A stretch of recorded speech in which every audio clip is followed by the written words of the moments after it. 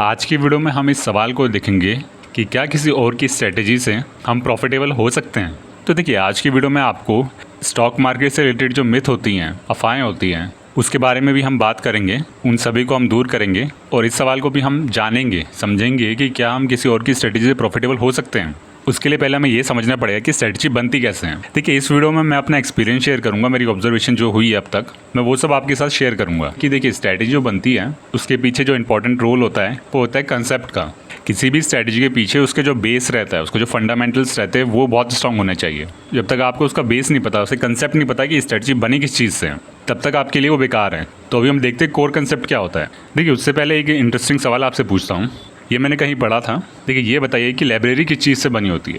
अगर हम देखें कि एक लाइब्रेरी का कोर क्या होता है, कोर मतलब आप समझ लीजिए बेस क्या होता है, फंडामेंटल जो एकदम मिनिमम जो चीज़ होती है कि इसके बिना तो लाइब्रेरी बन ही नहीं सकती। यहाँ पे आप थोड़ा पॉज कीजिए और थोड़ा सोचिए, इसका जवाब बहुत इंटरेस्टिंग है, तो आप इसको सोच के देखिए। तो आशा करते हैं कि आपने वीडियो पॉज करके सोचा होगा। अगर आपने सोचा है बुक से बनती है, उसके आंसर के हिसाब से गलत था। लाइब्रेरी बुक से नहीं बनती। उस आंसर के हिसाब से जो लाइब्रेरी होती है वो अल्फ़ाबेट से बनती है। अब इसको इस तरह से सोचेंगे तो आप बोलेंगे सही भी है। हमारे अल्फ़ाबेट से हमारे वर्ड्स बनते हैं, वर्ड से हमारे सेंटेंस बनते हैं, सेंटेंस से पैराग्राफ्स बनते हैं। फिर आप बोल सकते हैं कि उन बहुत सारे पैराग्राफ्स को मिलाकर एक स्टोरी बनती है, एक लेसन बनता है, एक टॉपिक बनता है। फिर देखिए, उन टॉपिक को, उस नॉलेज को हम बुक में प्रिंट करते हैं और फिर हम बुक्स को एक जगह जहाँ पे कलेक्ट करके रखते हैं, उससे लाइब्रेरी बनती है। देखिए, तो आपको इस एग्जाम्पल से पता चला होगा कि कोर क्या हुआ।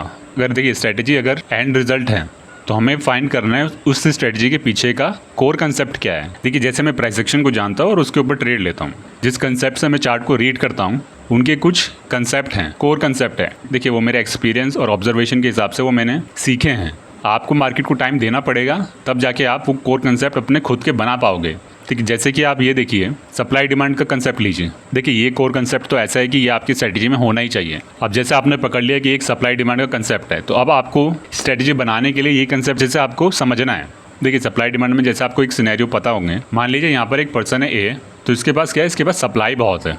दूसरी तरफ यहाँ पे लोग हैं बहुत सारे जो कि डिमांड क्रिएट कर रहे हैं। यहाँ पे फ्लावर्स ले लेते हैं, तो इनको फ्लावर्स चाहिए पर्सन ए से। पर्सन ने बहुत सारी सप्लाई, बहुत सारे फ्लावर्स खरीद रखे हैं। अब देखिए, अब इसको ये पता है कि अगर अपने इसने फ्लावर्स अगर नहीं बेचे तो वो ख़राब हो जाएंगे और इसका बहुत बड़ा नुकसान हो जाएगा।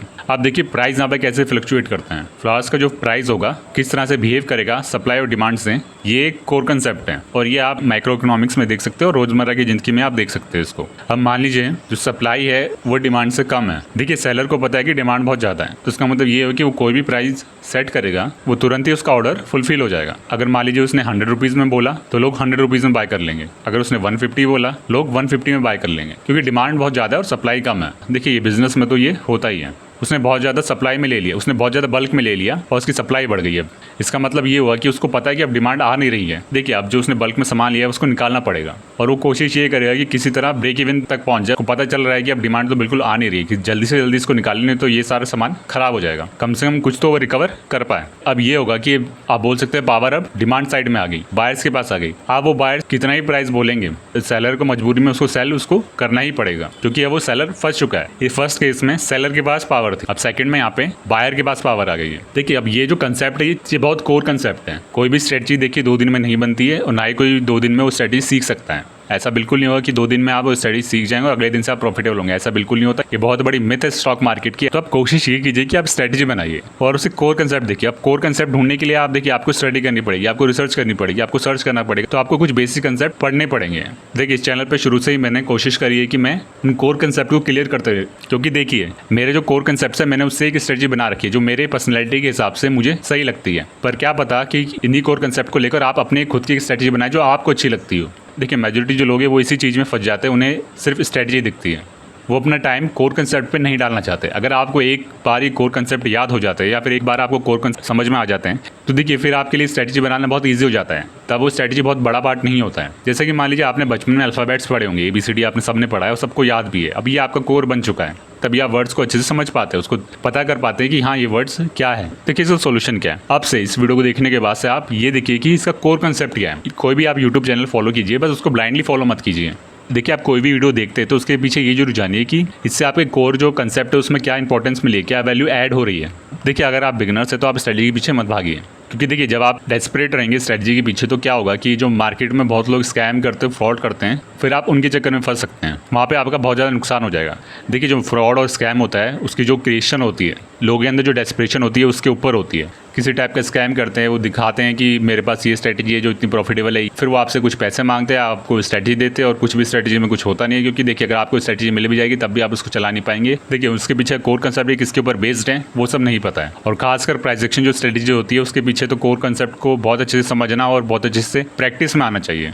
देखिए एक और पार्ट होता है, एक होता है कोर वैल्यू जो आप फंडामेंटल आप बोल सकते हैं कि जैसे सप्लाई डिमांड का रूल हो गया। दूसरा जो होता है अगर आप प्रैक्टिस कर रहे हैं मार्केट में, आपको एक विजडम गेन होता है, एक एक्सपीरियंस आता है, तब आपको फील होता है कि कुछ पैटर्न्स आपने देखे, वो पैटर्न ऑटोमेटिकली आपके ब्रेन में फिट हो जाते हैं। ये एक्सपीरियंस से आपको मिले, आपका इंस्टिंक्ट डेवलप्ड हो जाता है, आपको एक्सपीरियंस मिल जाता है, आपको एक विजडम मिल जाती है। देखिए विजडम एक्सपीरियंस से आएगी, गलतियों से ही आएगी, तो ये चीज़ आपकी पर्सनल हो जाती है। ये चीज़ आपसे कोई छीन नहीं सकता है। यूनिवर्सल लॉ तो होते ही हैं, वो तो मान लीजिए आप कहीं से पढ़ सकते हैं, पर ये जो चीज़ होगी ये आपको खुद ही गेन करनी पड़ेगी। और इन दोनों को मिलाकर स्टॉक मार्केट में आपका विजडम और कोर कंसेप्ट होता है, उनको अच्छे से समझ के तब जाके ये स्ट्रेटजी बनती है। मैं आपको ये एडवाइस करूँगा जो बिगिनर्स होते हैं पहले धीरे धीरे लर्न करिए, थोड़ा थोड़ा एक्सपीरियंस गेन कीजिए इससे। जैसे कि मैंने कुछ लोगों को देखा है कि वो जॉब भी करते हैं, तो वो क्या करते हैं कि तुरंत ही उनको स्ट्रेटजी चाहिए होती है कि वो साथ में जॉब करें, कि स्ट्रेटजी मिल जाएगी, स्टॉक मार्केट में लगा देंगे, साइड में वहाँ से भी प्रॉफिट होता जाएगा। देखिए ये बहुत बड़ी मिथ है, ऐसा कुछ नहीं होता है। देखिए इसकी गारंटी जरूर होती है कि जब आप अच्छे से कोर कंसेप्ट समझ जाएंगे, आपको विजडम गेन हो जाएगी, तो आप खुद ही स्ट्रेटजी के पीछे नहीं भागोगे। आप खुद ही सोचेंगे कि मैं अपनी स्ट्रेटजी को कैसे इंप्रूव करूँ। आपका ध्यान ही नहीं जाएगा कि किसके पास क्या स्ट्रेटजी है। और जब भी आप किसी दूसरे की स्ट्रेटजी देखेंगे तो सबसे पहले आपके मन में यही थॉट आएगा कि इसका कोर कंसेप्ट क्या है,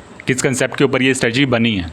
क्योंकि देखिए अगर आपका लॉस हो रहा है, आपको ये नहीं पता आपका लॉस क्यों हो रहा है। देखिए क्योंकि फिर आप स्ट्रेटजी में फीडबैक नहीं दे पाएंगे अपने लॉस होने पर, तो आप ये नहीं देख पाएंगे मैं स्ट्रेटजी में या फिर कंसेप्ट में कहाँ गलती हुई कि मुझे लॉस हुआ। ये आप एनालिसिस नहीं कर पाएंगे। और कोई भी ट्रेडर या इन्वेस्टर अगर ये एनालिसिस नहीं कर पाता है कि उससे गलती कहाँ हुई है, तो आप खुद ही सोचिए कि लॉन्ग टर्म में वो कैसे प्रॉफिटेबल हो सकता है जब आपको फीडबैक नहीं मिल रहा है कि आप कहाँ गलती कर रहे हैं। देखिए मेरा जो ट्रेडिंग का जो बिलीफ है ये रहता है कि मेरे साइड से कोई गलती ना हो। मैंने जो अपने रूल बनाए वो उनको मैं फॉलो करूँ, जो मेरे कंसेप्ट है मैं उन पर बहुत स्ट्रॉन्ग रहूँ, अपनी गलतियाँ कम से कम करूँ, तब तो मेरी जो स्ट्रेटजी है वो काम करेगी।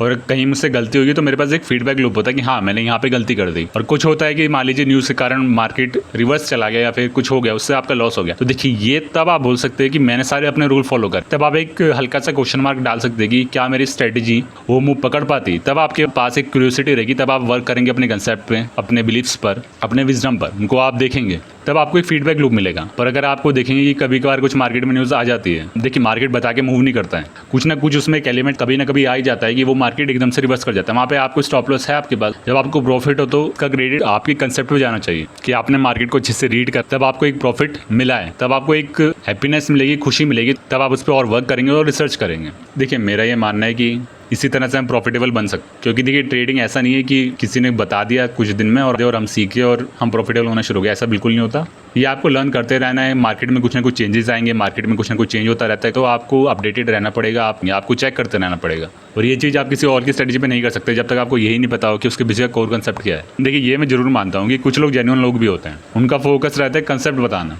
वो कंसेप्ट पे फोकस करते हैं, स्ट्रेटजी पे नहीं करते हैं। और अगर वो मान लीजिए अपना कोई ट्रेडिंग कोर्स चलाते हैं या कुछ चलाते हैं, तो देखिए तुरंत एकदम से मत जाइए, ब्लाइंडली उसको फॉलो मत कीजिए। पहले ये देखिए कि वो जो बता रहा है, वो जो मेंटर है, उससे आप कनेक्ट हो भी पा रहे हैं या नहीं हो पा रहे हैं। अगर आप उसकी बातें नहीं समझ पा रहे हैं तो इसका मतलब ये है कि आप अभी जिस स्टेज पे वो मेंटर आपके लिए सही नहीं है, या तो मेंटर में खराबी है कुछ, अभी आप जिस फेज में हैं उसके लिए वो मेंटर अभी सही नहीं है। आपको शायद और कोर कंसेप्ट चाहिए कि या तो आपको और एडवांस चाहिए, या तो आपको कोई दूसरा तरीका चाहिए जिससे आप समझ सकें। देखिए हर इंसान का समझने का तरीका अलग होता है, देखने का तरीका अलग होता है। देखिए जैसे आप इस चैनल पे मैं कोशिश यही करता हूँ कि मैं कोर कंसेप्ट को ध्यान में रखते हुए वीडियो बनाऊँ। कोशिश करूँ कि जो भी इस वीडियो को देख रहा है वो कम से कम अपने कोर कंसेप्ट पे वर्क करना शुरू कर दे अभी से ही। तो मेरी वीडियोस में यही कोशिश करता हूँ कि हम कंसेप्ट पे वर्क करें। अगर आपको सीखना है तो देखिए आप पहले बहुत सारे ट्रेडर्स जो होंगे पहले सबको देख लीजिए, सॉर्ट कीजिए कि किस ट्रेडर की बात है या किस ट्रेडर की कंसेप्ट आपसे कनेक्ट कर पा रहे हैं। आपका ट्रेडिंग स्टाइल जो बन रहा है वो आप किस तरह से कनेक्ट कर पा रहे हैं। देखिए कुछ लोगों को एल्गोरिथम में बहुत ज़्यादा इंटरेस्ट होता है, कोडिंग में बहुत ज़्यादा इंटरेस्ट होता है, तो उस टाइप की ट्रेडर से वो ज़्यादा कनेक्ट हो पाएंगे। देखिए मैं प्राइस एक्शन ट्रेडर हूँ, तो जिनको प्राइस एक्शन में इंटरेस्ट होगा वो मेरी बातें ज़्यादा अच्छे से समझ पाएंगे, वो कनेक्ट हो पाएंगे, और जिनको नहीं होगा वो नहीं कनेक्ट हो पाएंगे। तो इसलिए आप कोशिश कीजिए कि आप सारे कंसेप्ट को पढ़िए, सारे कंसेप्ट को जानिए, जिससे आप ज़्यादा कनेक्ट हो रहे हैं उन्हें एक जगह लिख लीजिए, फिर उन पर वर्क करना शुरू कीजिए। देखिए अभी इस वीडियो का मेन टॉपिक यही था कि क्या किसी और की स्ट्रेटजी से हम प्रॉफिटेबल हो सकते हैं। तो देखिए मेरा तो मानना है कि नहीं हो सकते हैं जब तक हम अपने कोर कंसेप्ट पे वर्क नहीं करेंगे और मार्केट से विजडम नहीं गेन करेंगे, तब तक देखिए मुश्किल है। आशा करते हैं कि ये वीडियो आपको पसंद आएगी। आपकी कोई भी सवाल हो या सजेशन हो आप कमेंट सेक्शन में ज़रूर बताइएगा। तो चलिए फिर मिलते हैं अगली वीडियो में।